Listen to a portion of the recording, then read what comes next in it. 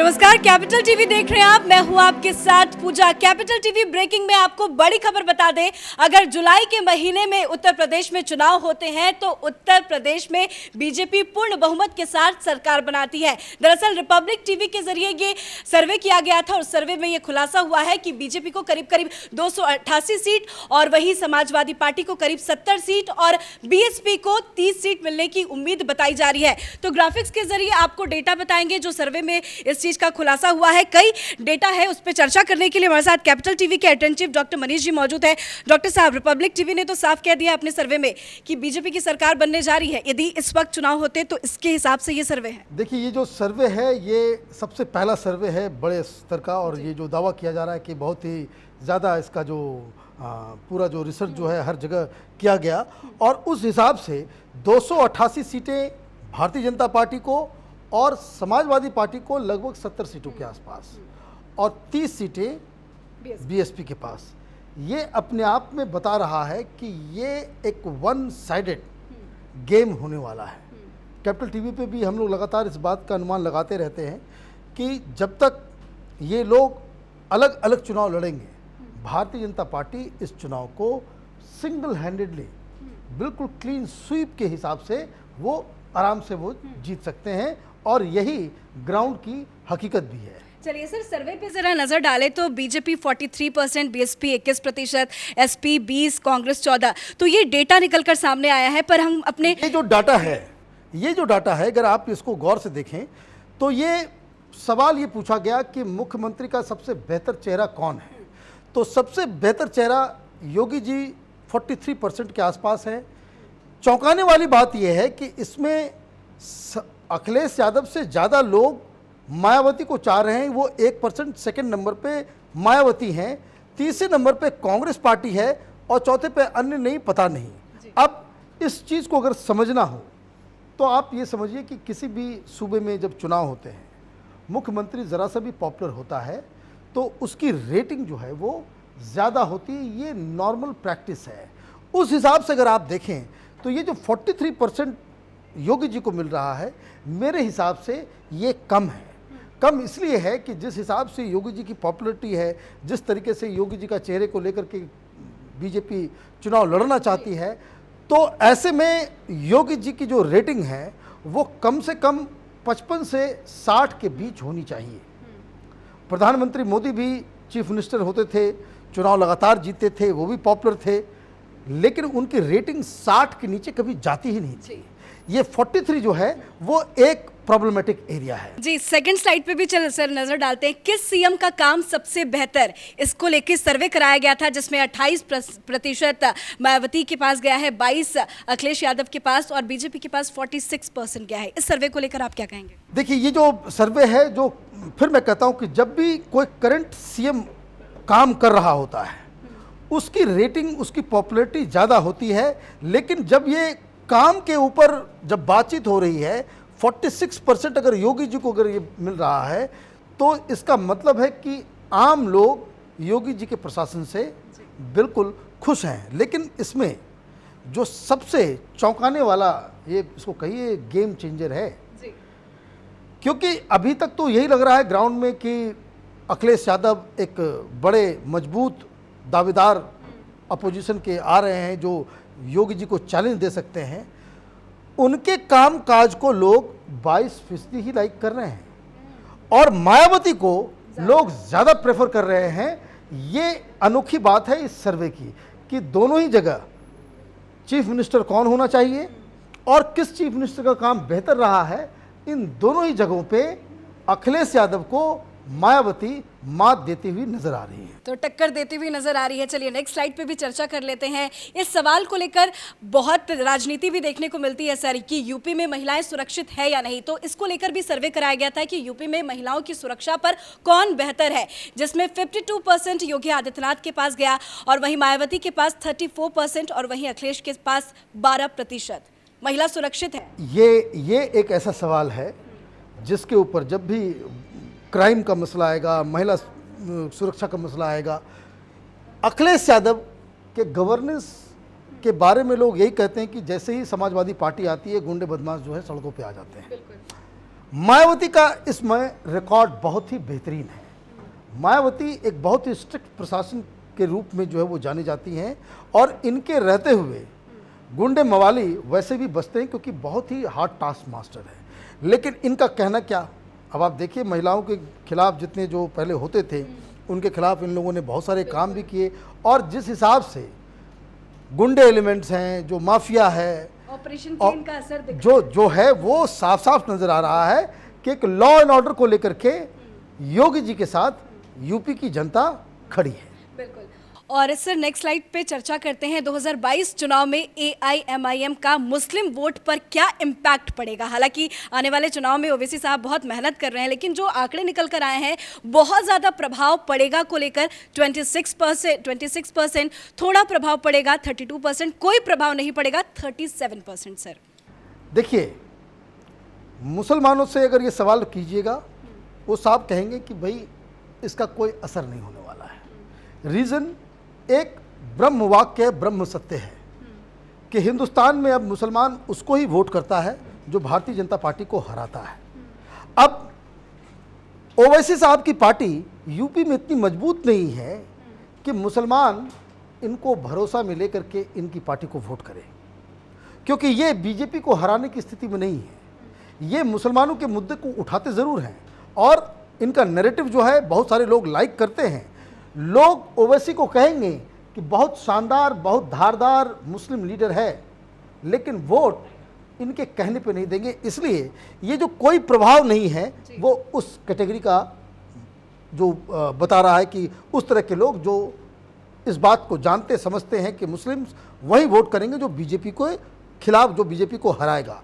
तो ये ओवैसी का प्रभाव इस चुनाव में एक नैरेटिव न्यूज़ के नज़रिए से हो सकता है, बहस के नज़रिए से हो सकता है, लेकिन वोटिंग के नज़रिए से बिल्कुल नहीं। चलिए सर नेक्स्ट पे भी चर्चा कर लेते हैं। 2022 चुनाव में दलितों की पसंदीदा पार्टी कौन है, जिसमें बीएसपी उभरी है 45%, बीजेपी 43%। हालांकि टक्कर देखने को मिल रहा है, तो वही कांग्रेस 4%, एसपी 4%। देखिए, इसमें साफ साफ ये जो आंकड़े हैं वो साफ साफ इस बात को बता रहे हैं कि जो दलित समुदाय जो पहले मायावती को आंख बंद करके वोट देता था, यूपी में लोग एक कहावत की तरह कहते थे कि जो दलित वोटर्स हैं वो रात के अंधेरे में भी उनसे वोट दिलवाओगे, जहां हाथी होगा वहीं पे वोट पड़ेगा।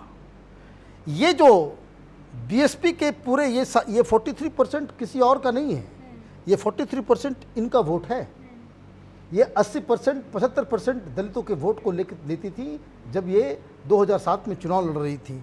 अब ये दलित वोटर्स जो हैं वो भारतीय जनता पार्टी के साथ आ गए हैं और इसलिए आपने जो ब्रेकिंग न्यूज़ दिया कि बीजेपी 288 सीट तक जीत सकती है, वो उसका सबसे बड़ा कारण यही है कि जो transfer of votes of Dalits वो बीजेपी की तरफ हो रहा है। चलिए नेक्स्ट पे भी चर्चा कर लेते हैं सर। बहुत अहम मुद्दा है ब्राह्मण को लेकर, ब्राह्मण वोट बैंक को लेकर बहुत ज़्यादा राजनीति की जा रही है। तो रिपब्लिक टीवी की तरफ से ये क्वेश्चन रखा गया था कि क्या ब्राह्मण वोटर बीजेपी से नाराज है। इस सवाल पे पूरी तरह से सहमति पे 14% सामने आया है, कुछ हद तक सहमत 22%, बिल्कुल सहमत नहीं 62% सर। देखिए, ये जो ब्राह्मण नाराज है ये एक नैरेटिव है। ये खास करके ये जो दिल्ली में बैठे हुए लेफ्ट लिबरल कबाल के लोग हैं, जो वामपंथी मीडिया है, ये एक नैरेटिव क्रिएट कर रहे हैं कि उनको ये सारी हकीकत मालूम है। उनको ये भी मालूम है कि भारतीय जनता पार्टी को बिना किसी महागठबंधन को क्रिएट किए हुए हराना नामुमकिन है, लेकिन भारतीय जनता पार्टी को कमज़ोर कैसे किया जाए, क्योंकि ये जो सारे जो ब्लॉक्स हैं वो तो अपने अपने खाने में बैठे हुए हैं। मुसलमान वोट नहीं देगा बीजेपी को, बनिया वोट नहीं करेगा समाजवादी पार्टी को। वो उस तरह से सारा चीज़ बटा हुआ है। एक जो सेगमेंट है जहां सुगबुगाहट हुई कि ब्राह्मण नाराज़ हैं और इस चीज़ को कल्टीवेट किया गया और लास्ट तक ये कहा गया कि भाई सारे ब्राह्मण जो है वो बीजेपी से नाराज़ हैं। तो उसका जवाब ये मिला है कि जो तमाम ब्राह्मण सम्मेलन मायावती करवा रही हैं, ब्राह्मणों की मीटिंग जो समाजवादी पार्टी करवा रही है, ये एक फ्यूटाइल एक्सरसाइज है कि अगर 62% ब्राह्मण वो अगर भारतीय जनता पार्टी के साथ है, इसका मतलब यही है कि ब्राह्मण वोट बैंक में कोई सेंधमारी ना बीएसपी कर पा रही है और ना ही समाजवादी पार्टी कर पा रही है। सर, एक अहम सवाल ये भी है कि 2022 के मतदान में अहम बात क्या होगी। वैसे बीजेपी की सरकार जब से आई है तब से वोट परसेंटेज भी बहुत ज़्यादा बढ़ा है, लोग भारी मत में वोटिंग करते हैं, पर मुख्यमंत्री उम्मीदवार इसको लेकर 22%, सरकार का कामकाज को देखकर 11%, पार्टी को देखकर 10% और सांप्रदायिक ध्रुवीकरण को लेकर 9%। ये जो चुनाव धीरे धीरे हिंदुस्तान में वो अमेरिकन सिस्टम हम लोग अपनाते चले जा रहे हैं। प्रधानमंत्री के नाम पे वोट हिंदुस्तान दे रहा है आजकल। पिछले 2 चुनाव से हम देख रहे हैं कि वो जैसे प्रेसिडेंशियल इलेक्शंस होते हैं वो उस तरीके से जा रहा है, और इसका रिफ्लेक्शन कि भाई सीएम के फेस के ऊपर हिंदुस्तान की जनता वोट करती है। आप दिल्ली का इलेक्शन देखिए, आम आदमी पार्टी के पास क्या है? न विचारधारा है, न संगठन है, कुछ भी नहीं है। सिर्फ झूठ बोलने के अलावा इस पार्टी के पास कुछ नहीं है, लेकिन एक अच्छा चेहरा है। उसके सामने कोई दूसरा चेहरा चैलेंजर नहीं है तो आम आदमी पार्टी जीत जाती है।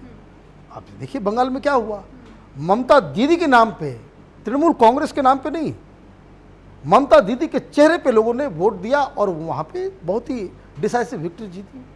वही चीज़ ये लग रहा है यूपी के अंदर हो रहा है। लेकिन अगर ये आंकड़े सही हैं कि भाई सबसे ज़्यादा लोग मुख्यमंत्री के चेहरे के ऊपर वोट कर रहे हैं, तो ये समझिए कि मायावती अखिलेश यादव से आगे निकल आएंगी, जो ये सर्वे लगातार इंडिकेशन दे रहा है। हमने ब्राह्मणों को लेकर चर्चा की थी, तो रिपब्लिक की तरफ से एक ये भी अहम सवाल थे कि 2022 चुनाव में ब्राह्मणों की पसंदीदा पार्टी कौन है, जिसमें बीजेपी 63%, पीएसपी 16%, कांग्रेस 12% और एसपी 6%। ये डेटा निकल के आया सर। देखिए ये जो सवाल जो पूछा गया, ये सवाल ब्राह्मणों से ही पूछा गया कि भाई आपके हिसाब से कौन सी पार्टी है, और अगर कोई पार्टी 62% लेकर के जा रही है, इसका मतलब कि वो पूरा एक जुट होकर के ब्राह्मण जो है वो भारतीय जनता पार्टी के साथ हैं। ये तमाम जो न्यूज़ क्रिएट किया जा रहा है वो एक तरह से नैरेटिव सेट करने वाली बात है, एक अफवाह की तरह ही इसको लिया जाता है। सर, सीएम का काम भी बहुत ज़्यादा लोग देखते हैं और सीएम के काम पे भी वोटिंग दी जाती है, तो किस सीएम का काम सबसे बेहतर है उसमें? बिल्कुल सर, तो जो अभी की सर्वे है उससे यही साफ है कि बीजेपी की सरकार बनने वाली है एक बार फिर से। ये सर्वे तो यही बता रहा है कि बीजेपी की सरकार बन नहीं रही है, बल्कि बहुत माने गरजते बरसते योगी जी फिर से मुख्यमंत्री की कुर्सी पे जो है वो विराजमान होने वाले हैं। सर, कोरोना के टाइम पे कई ऐसे अहम सवाल सामने आए थे कि बीजेपी की सरकार ने काम नहीं किया, सरकार नाकाम रही, विपक्ष तो हमेशा हमलावर रहती है, पर अब ये जो डेटा निकल कर सामने आया है इससे ये साफ हो गया है कि काम भी पसंद है और योगी जी भी पसंद है, बीजेपी पार्टी भी। देखिए एक ये हकीकत है कि एक वक्त आया था कि जब देश में जो सेकेंड वेव जो आया कोरोना का, लोग सरकार से नाराज होने लगे। प्रधानमंत्री से भी लोग नाराज हुए, केंद्र सरकार से भी हुए, राज्य सरकार से भी हुए, सबसे नाराजगी थी। लेकिन जिस हिसाब से पिछले 1 महीने के अंदर मोदी सरकार ने और योगी सरकार ने अपने आप को रिवाइव किया है, वो काबिल तारीफ है। और ये समझिए ये चुनाव तो मार्च के आसपास होने वाला है। दिसंबर तक कोरोना के जो टीके हैं सारे एडल्ट, सारे वोटर्स को जो है वो लग जाएंगे। उसके बाद ये जो आंकड़े आप दिखा रही हैं, जो रिपब्लिक टीवी का जो आंकड़ा आया है, इसमें और बढ़ोतरी हो जाएगा। भारतीय जनता पार्टी और इससे ज़्यादा बेहतर परफॉर्मेंस करेगी, क्योंकि जब टीका लगने के बाद लोगों में ये कॉन्फिडेंस आ जाएगा कि मैं बच गया, मैं बच गई, मेरा परिवार बच गया, तो उसके लिए वो सरकार को ही धन्यवाद। कोरोना काल में वैसे भी उत्तर प्रदेश सबसे नंबर 1 में रहा, टीका लगाने के मामले में हो या कोरोना रिकवरी के मामले में हो, तो ऐसे में ये भ्रम जो है वो शायद लोगों का डर रहा होगा, वो धीरे धीरे वक्त के साथ बदल जाएगा। सर, चलिए बहुत बहुत शुक्रिया सर बातचीत करने के लिए। तो रिपब्लिक टीवी की तरफ से ये सर्वे कराया गया था, जिसको लेकर हमने आपसे चर्चा की और बताया कि किस किस पार्टी को कितनी वोट बैंक मिल रहे हैं। दरअसल कुछ महत्वपूर्ण सवाल थे जिसको लेकर रिपब्लिक टीवी लोगों तक पहुंचा था, लोगों से सर्वे करा रहा था, तो ऐसे में ये जवाब जो है वो लोगों का ही है, लोगों ने अपनी पार्टी को पसंद कर लिया है। तो फिलहाल इस सर्वे से ये साफ हो गया है कि बीजेपी पहली पार्टी है, उसके बाद सपा, उसके बाद बसपा। कैमरा पर्सन अशोक के साथ मैं पूजा, कैपिटल टीवी। अगर आपको हमारा वीडियो पसंद आया हो तो इसे लाइक करें, हमारे चैनल को सब्सक्राइब करें और हाँ, बेल आइकन दबाना ना भूलें ताकि आप तक हमारे वीडियो की नोटिफिकेशन पहुंचती रहे। आप अपना सुझाव हमें कमेंट बॉक्स में दे सकते हैं। हमारे साथ जुड़ने के लिए शुक्रिया।